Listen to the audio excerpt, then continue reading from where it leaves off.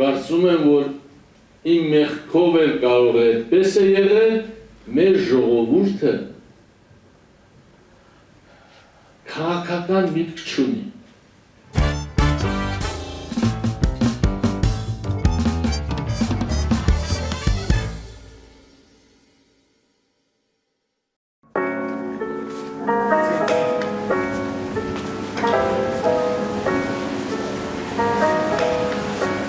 Բարև,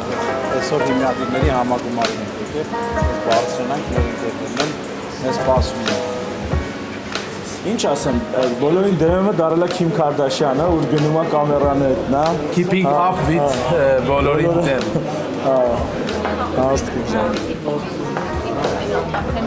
Ես ասեցի, ես արդեն նստում ենք, նայեք, հակիսատ ամնում այդ թեման, են որ տեղեկատվական տեխնոլոգիաների, հաշվական ռեսուրսների զարգացումը վերջը բերելու է մի հատ ուրիշ բալանսի, ուրիշ կենսակերպի, այդ տենց է, այսինքն վերլուծականները այսօր որ վերլուծում են, ինչ են վերլուծում, վերլուծում են ինչա լինելու հետո։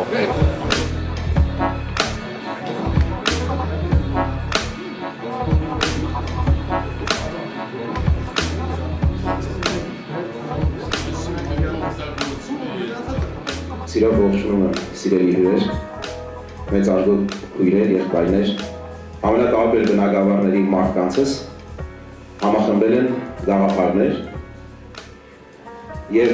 հիմնադիր զավակներ նախաձեռնությունը ի սկզբանե հենց դրանով էր հրապուրիչ, գայթակղիչ,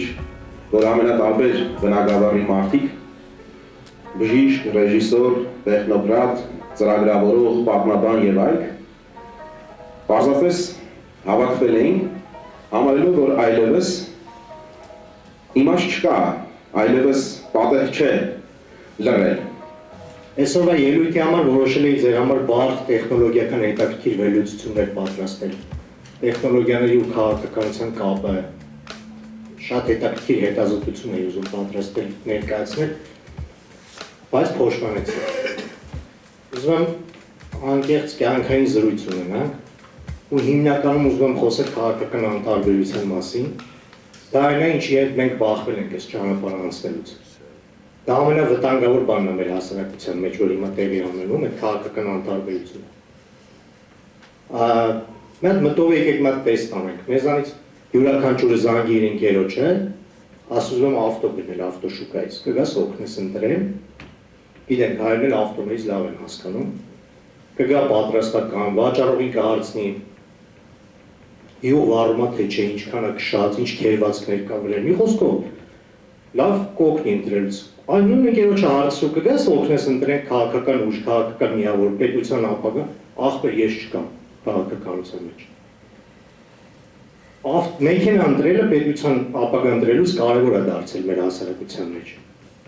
Ես չեմ ասում, ինչ նշանակում ժողովուրդ չկամ քաղաքականության մեջ։ Ծորակը բացելուց սկսած քաղաքական որոշումների հետ ենք բախվում, երեխաներին դպրոց տանելով, երեխաների զորակոչ, անձնագրայիններում հերթեր, ամենուր մեր շուրջ քաղաքական որոշումներ են, բայց մենք ասում ենք չկանք քաղաքականության մեջ, են էլ ոնց կանք։ Ու գիտեք երկար մտածելուց ինչի հանգեցի, քաղաքականության մեջ չնելը կամ քաղաքական չեզոքություն պայելը դա խելացիության նշան չի, կներեք անկեղծ պիտի ասեմ, դա խեղճություն է։ Դա խեղճություն է, որը տանում է ծուղակի, որը լիքը խնդիրներով հետ է վերադառնում մեզ։ Ժողովուրդ ջան, ընտրելու իրավունքը հեշտ չի տրվել մարդկությանը։ Մենք ծնվել ենք դա ոնց որ by default լրելյան մեզ իրավունք եղել է, բայց դա հեշտ չի տրվել։ Դրա համար տոննաներով արյուն է թափվել։ Դրա համար լուսավոր գլուխներ են բանտարկվել, ճակատագրեր են խեղվել, որ մենք ընտրելու իրավունք ունենանք։ Երբ որ մենք անտարբեր ենք քաղաքականապես, եթե մենք չունենք քաղաքական ճաշակ, եթե մենք չենք կարող ինքնակազմակերպվել, պետք է կանգնել նույնիսկ մեր ընտրելու իրավունքին, ուր է հայտնվելու քաղաքականությունը, հայտնվելու է պատեհապաշտների ու քաղաքական առևտրականների ձեռքում։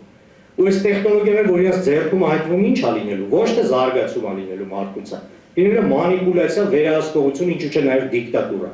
Դա անխուսափելի է։ Ուրեմն ունենք մենք հանրային հեռուստաընկերություն, այս կողմից խոսամ մի քիչ որ բան լինի,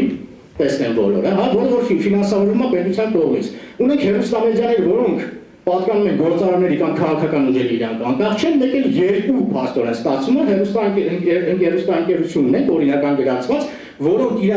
ներկայանում են որպես անկախ։ Բայց դա էլ է հարց, որովհետև փաստացի եւ փաստաթղթերով իբրև թե կարծես թե անկախ են, բայց ֆինանսավորվում են անուղղակի ձևով, հա։ Տեխնոլոգիաները այսօր մեզ թույլ են տալիս ոչ թե մեկ մարդու կենսափորձից ելնելով կատարել այդ որոշումը, այլ ամբողջ մարդկության, ոչ թե այս պահին ապրող 8 միլիոն մարդկության, այլ բոլոր այն մարդկանց, որ ապրել են ու հնարավոր թվայնացված ինֆորմացիա կա երկիր մոլորակի վրա։ Այսինքն այդ որոշումը հնարավոր է կայացնել այս պահին գոյություն ունեցող ուղեղների բոլորի համախումբը այսպես հաշվի առնելով։ Ու արդյոք այդ գործիք ունենալուց հետո մենք էլի թողելու ենք մեկ անձի կամայականություններին այդ որոշումների կայացումը։ Ամեն ինչը լինելու է հնարավորինս թվայնացված, ամեն տեսակի տվյալներ հավաքված ձեր մասին։ Իսկ գիտեք, մենք ունենք փորձեր, որ հնարավոր է,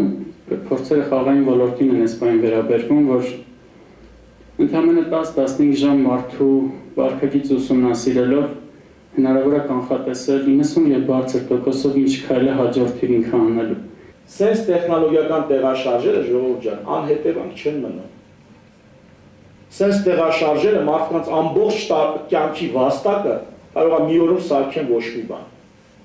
Եվ ես կարծում եմ, որ նման տեղաշարժերին, որը աշխարհով մեկ է լինելու, նման տեղաշարժերին դիմավորելու եւ ճանապարհելու համար մեզ պետք է լինել կազմակերպված։ Գեներալները պատրաստվում են նախորդ պատերազմին, այդպիսի ասացված կա, խոսք կա։ Մենք բազմաթիվ խնդիրներ ունենք այսօր մեր երկրում, բազմաթիվ։ Բայց մենք չենք ուզում լինենք այն գեներալները, որոնք պատրաստվում են նախորդ պատերազմին։ Այս խնդիրները մեր համար ծաղիկներ կթվան։ Այն մեծ տնտեսական, հումանիտար, հնարավորինս ռազմական ճգնաժամերի առաջ, որոնք 5-10-15 տարի հետո գալու են։ Մենք էլ այդ ժամանակ միգուցե նույնիսկ թոշակառու ենք լինելու։ Մեր երեխեքի գլխին են գալու։ Պետք ասում են ավելի շուտ, բայց ես այդ բան։ Պետությունը առաջի բանը, այդ ավագը, այդ երարխը, առաջի բանը որ պետք է անի, դա արդարադատության հաստատումն է։ Կա արդարադատություն, կա պետություն։ Չկա արդարադատություն։ Ծանոթ բարեկամով չգիտեմ զարտուղի ճանապարհներ, որ բրծավ թեման։ Փագենք, այդ պետություն չկա։ Ուզում ես աշխարհային ուժեղ բանակը լինի։ Երկու հարվածից հետո ցրվելու է, որտեղ արդարություն չեն զգում, իրար չեն վստահում։ Ասում ես գնացի այդ խփեմ։ Չեն վստահում։ Մարդիկ պետք է երթվան իրար ասացի վրա։ Ոնց որ դուրսը, ասում ես էս X սարքեմ 6 ամիս հետո իսկ տվեք ես կամ փող։ Մարդը հա դուրը ուղարկում, ասում սարքի դուր։ Վստահում են, դրանով առաջ են գնում։ Վստահության մթնոլորտը այդ արդարադատության ապահովված է։ Դրա համար մենք էլի տենց երկրորդ պայմանը արդարադատությունն է։ Երրորդ պայմանը Հայաստանի Հանրապետության պետական, քաղաքական եւ իրավական բարձրագույն ինստիտուտը սահմանադրությունն է։ Այսինքն իրավունքը, սահմանադրությունը հետ հիերարխիա որ ասվում է։ Այլ դա ամենավերևում է։ Վերևում մարդ չի, վերևում գաղափար է, վերևում տեսիլ է, վերևում երազանք է, վերևում պայման է, սահմանադրություն, վերևում մարդ չի։ Պետական ինստիտուտներից ամենաբարձրը սահմանադրությունն է, քաղաքական ինստիտուտներից ամենաբարձրը սահմանադրությունն է, իրավականից ամենաբարձրը սահմանադրությունն է։ Մենք կարող ենք սրա վրա համաձայնության գալ։ Մարդ չի, գահը չի, իրավունքն է, սահմանադրությունն է։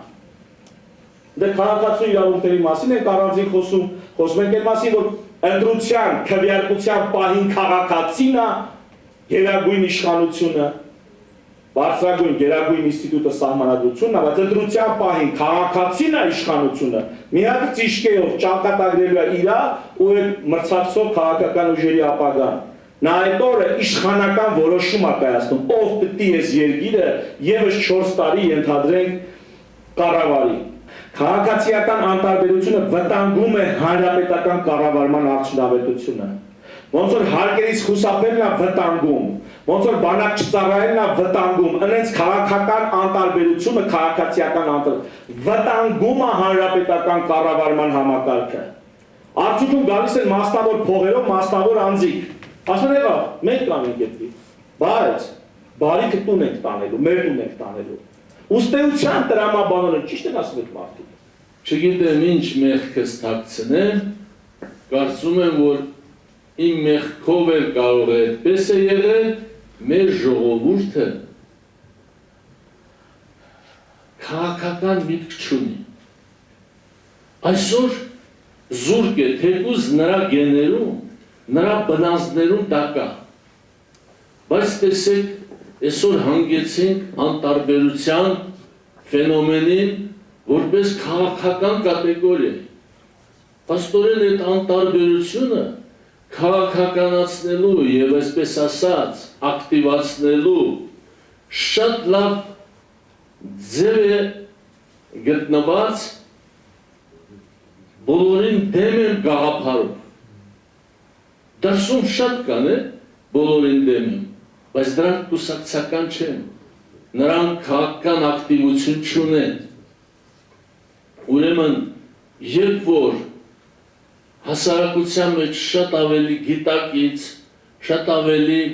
ակտիվ քաղաքացիները հավաքվում են, սովորաբար նրանք են, որ հասարակությանը առաջարկում են ապագայի մոդելներ, զարգացման հեռանկարներ, սրանց անունը կամ կուսակցություն են դնում, կամ շարժում են դնում եւ այլն։ Բայց ահա, այս բոլորին դեմ են շարժումը շատ բովանդակալից է, երբ որ նախաձեռնող կազմակերպող խումբը միացել է հիմնադրի խմբին եւ առավել արդյունավետ կլինի, երբ որ մի երրորդ խումբ է հարի այդ նույն այսպես ասած միջուկին ու կստացվի, որ առաջին հերթին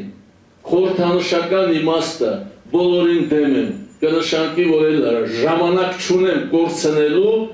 եղածներին, նախկիններին քննադատելու համար։ Էլ մի բառով ամեն ինչ ասված է։ Տեսեք, մինչև բոլորին դեմ լինելը, բոլորին դեմ մարդիկ տանն էին մնում կամ գնում էին չարյաց փոքրակումին էին քվեարկում։ Օրինակ լավագույն օրինակը դրա եղել է 23 թվականի Երևանի ընտրություններին, որ մասնակցել է 28%-ը։ Այնպես չեղավ, որ մեկ օրում որոշեցինք ու միացանք բոլորին դեմի։ Բոլոր քաղաքական ուժերի հետ ունեցել են կոնսուլտացիաներ, շփումներ, ու գրեթե բոլոր, շատերի հետ։ Ու այդպես ճիշտ գտանք, որ բոլորին դեմը, ինչ անում բոլորին դեմ։ Բոլորին դեմը ոնց որ այն որ սարքը ռեզետ է անում, բերում գործարանային վիճակի, այսպիսի ռեստարտ է ապահովում, ինչի մենք աջակցում ենք, այո։ Բայց մենք ունենք շատ երկար պլաններ իրականում։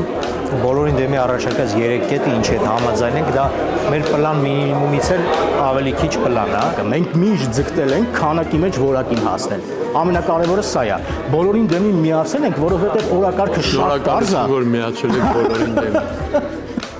Բոլորին դեմի միացել ենք, որովհետև օրակարգը շատ պարզ է, ու ոնց որ ասեց Արծրունին Սահակյան, զրոյական կետից սկսելու ժամանակն է, որովհետև մենք էլ ենք նոր գաղափարներ բերում հիմնադիրները։ Այսքանը դեռևս։ Խելքի տալով, ջանքերը համատեղելով, միգուցե վերջում պարզվի, որ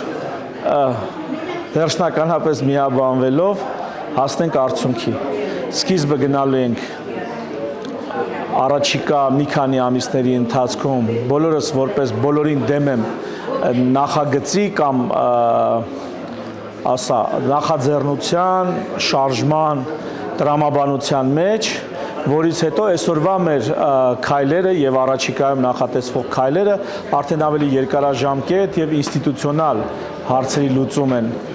ենթադրում եւ դրանք ժամանակ են պահանջում ու կիրականացնենք։ Ունենք թղթապոկության ակցիա։ Թղթապոկություն գնաց։ Շատ լավ։ Այսպես պետք է փոքր շոկ իրենք։